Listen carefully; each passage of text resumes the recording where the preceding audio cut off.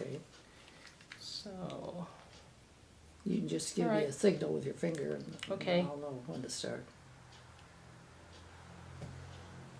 And then suddenly, of course, one of the twins became pregnant, Anna.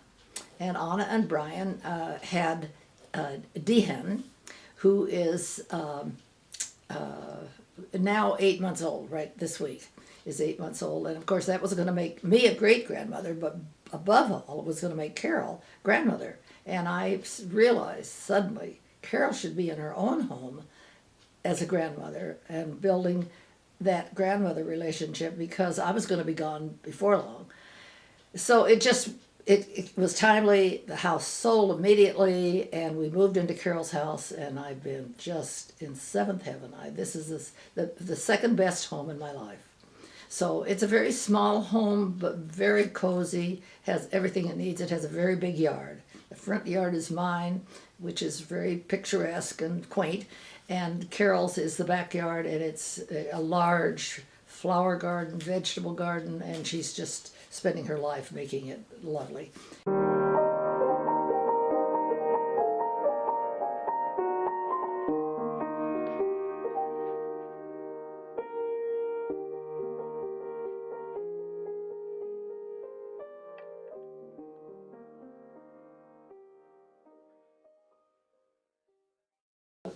And my mother and father were born, let's see, Daddy was born in 1885, and my mother was born in 1887. I'll tell you a little bit about my father's first, and then my mother. My father's name was William Caton Finney. He was one of 7 boys, and he grew up in Kansas. My mother was Ida Wyatt Finney, and she was born in Missouri but moved to California, to Riverside, when she was only 3. I was born January 12th, 1922. I had an older sister, Winifred, who was born in 1916, and she was 5 years older than I. And I had a younger brother who was born later, of 1925, 3 years after me, and his name was Harold. My parents were lived in Eagle Rock not too long before I was born. They bought a property there that was vacant. It was 2 lots, and Daddy put a tent up. And then I was born. From what I can see, they lived in the tent from November to January when I was born, while he built a garage house for us to live in, which we lived in for 3 years, and then my brother was born, and we were moved into the house that Daddy built, which was a 2-story home, a lovely home, and then we lived there till I was married. But the yard was just was the neighborhood playground. And Daddy just made playhouses for us and climbing places to climb, and a croquet court and a fish pond, which we thought was a swimming pool. And he was a printer until Depression. And then in the Depression, he didn't have that job anymore. The company that he was working for went broke, and the Depression was really hard, really hard. Not for me, but it was for my parents and my sister. But Mama was a wonderful manager, and I never knew it was a Depression. And Winifred did, because she was 5 years older, and she was ready to go to college, and she had to work her way all through. She had a much harder time than I did, and I just had things laid out for me. So then Daddy, after becoming a printer, he went into real estate, and then that's where he really became successful, and he loved doing real estate. So he did that then for the rest of his life then, and he lived till he was 75. My mother was a wonderful cook and a very organized person. Just I never learned how to do anything because my mother always just did everything, and it was all done. Even when I had my children and I had come home, she'd have everything all laid out and to do, and I only helped with dishes. So I was very spoiled, just spoiled, rotten, I think you would call it. And I didn't learn to do a lot of things that most daughters do learn. Daddy was available to us at all times, and talked to us, and wanted, well, like I asked him very inconveniently one time when we were my cousins were visiting, and we were in the car, and I was probably about 10 or 11, and I just blurted out, "Daddy, where do babies come from? How do babies get born?" And my sister nearly flipped. She said, "Virginia." And, and I said, "Well, I didn't know, it was not right." And Daddy, this was the way it was. He said, "That's a really good question. And when we're home, you and I'll have a wonderful talk about that."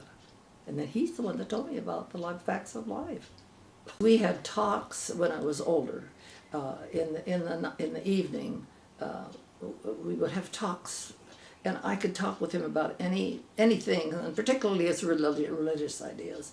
And I would ask him about things, and he always would tell me, he says, this is my belief, not yours. You're going to come to your own understandings." But his background was really the Swedenborg, and Swedenborg I'm just really trying to get an understanding of it. It's very mystical, very otherworldly, deeply spiritual. It's dealing with really the afterlife. Apparently, Swedenborg had visions of of what happens to you after you die, and he just started writing, and he was a very well-known scientist until this time. But somehow in his 60s or 70s, he had this revelation, and it's definitely cooler this morning. It is. This is a cooler morning for sure. Mm-hmm.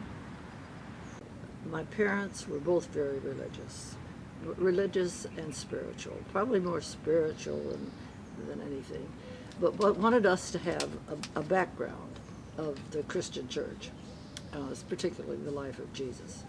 So they put us in put me in a Presbyterian church in the Cradle Row, and I went from there right through to high school.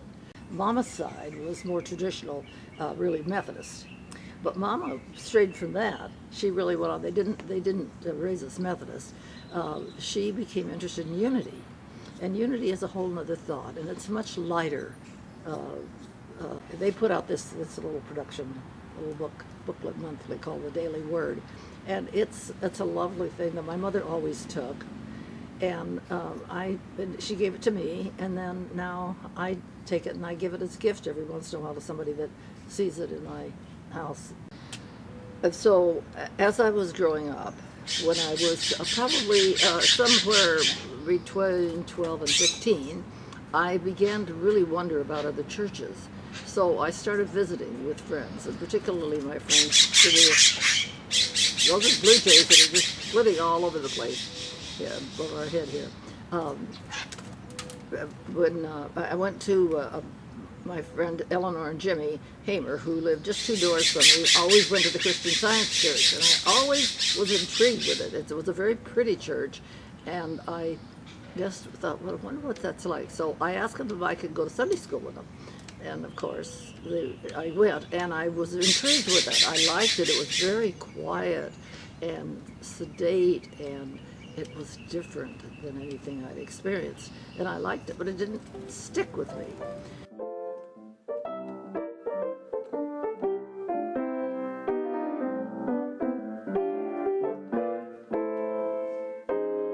And we met in college in our senior year, and he was at Caltech, which was right down the street from my school, which was Broad Oaks, part of Whittier College. My school was very small, there were only 25 in the school, and we had a little dance, and we invited the Caltech boys down, and Gwen and I met, and then he had to go off to the war and became an ensign in the Navy. And then we got married on January 9th, 1945, and I was teaching school by then, teaching kindergarten. Gwen's father died. His mother had died when he was 10, and then his father died very suddenly. He had just retired from teaching, and his father's name was Winfield Scott, which he was named after. Then we went out to the San Fernando Valley, which is about 30 miles from where I had grown up. And that at that place, Wynn's father had died, so he inherited an acre of land with a little house on it. It wasn't much of a house; it was really a shack. And, but it was kind of an adventure. So we thought, well, and the whole idea was we would go out and live there until we could get started, and then have a nice home. So, which, when Wynn was a little boy, he lived there, and it was a chicken ranch area, and it sort of had it had a dream. Somebody had a dream that you could make a living, a livelihood for your whole life on these chicken ranches, which they didn't, of course, and nobody did, and all I did was build a little garage house. Well, we moved to the little garage house, which was not a house, it was a hut. And it really didn't have a bathroom. It had a toilet, but you opened the front door and you could see the toilet. And it had no shower. It had no, the kitchen was just a disaster. It was, all in all, it was not very pretty. And I thought we were just going to live there for a year or two. But Wynn had other thoughts, and we lived there 17 years. And had all 3 daughters there until we were able to move into the home more of my liking. It wasn't only the house, it was the area. It was a very poor area, and I could have written a book about the things that happened on my street alone. They were awful. It was like living in the slums, and I did not like going home to it. Every time I turned the corner to come in, I was unhappy, because it was not what I thought it was going to be. And I could see that Wynn really wanted to stay there. And I really understood at a very deep level why he wanted to be there. But I also, at the same time, was very heartbroken. So I didn't know how to work those two together. They were part of my life struggle. And I'd been raised in a very beautiful home with... it wasn't that it was elegant, but for me it was elegant. It was everything that I could have wanted, and it was everything that my mother and father, they were total homemakers. So after we were out there just a few months before I had Susan in November, we had a couple that was a high school friend of mine and her husband, who was also from high school. He needed to go to UCLA. He'd come out of the war too. He needed to go to UCLA and was supposed to go and they were have lived there. It turned out they couldn't, so they needed a place to live. We said, "Oh, wait, come and live with us," and we just lived in this hellhole. It was just awful, and I didn't think about how awful it was, and they didn't either. They were thrilled. So neither one of us had a penny, and they had a baby, 3 of us, and. So we lived in our house there, and then I had Susan in November, and it was quite an adventure because we didn't have a bathroom. We had a toilet, but we didn't have a shower, and so we had to take baths. Saturday night was bath night out of a dishpan. Neither one of us, like I said, had a penny, and when we would go shopping, it was unbelievable how careful we had to be. We had to keep putting things back. But our big treat of the week for Virginia and I we'd buy a box of chocolate pudding, and we'd make it, and we'd eat the whole thing, the 2 of us. And we read the book, The Egg and I, was written at that time, and I have that book now. We would go into utter hysterics because it was our story of living, because it was a chicken ranch with no chickens. But there were chicken ranches all around me. It had lots of chickens. And but we lived on this place that had been a chicken ranch. Over the years, my father rebuilt the house wall by wall till he rebuilt the house completely, and it was a beautiful home by the time we got through. We had to move completely outside while they did the floors. We just got in there, and then we had to live outside. We put the bed on the front lawn, and the stove was outside the kitchen. Stove was about 1920s. It was such an awful old stove. We really had nothing. So, and then we had our second baby in another couple of years, which was Carol, and Carol was born on July 12th in 1949. Then suddenly I found out I was pregnant again, which we'd planned all these kids, but I wasn't planning on Janet quite so fast. And Janet's been in a hurry ever since. So by this time I was 29, so I made it. And I said, that's it. Enough, it's enough. And Wood said, but we're going to have 4. And I said, no, we're going to have 3. I did a lot of different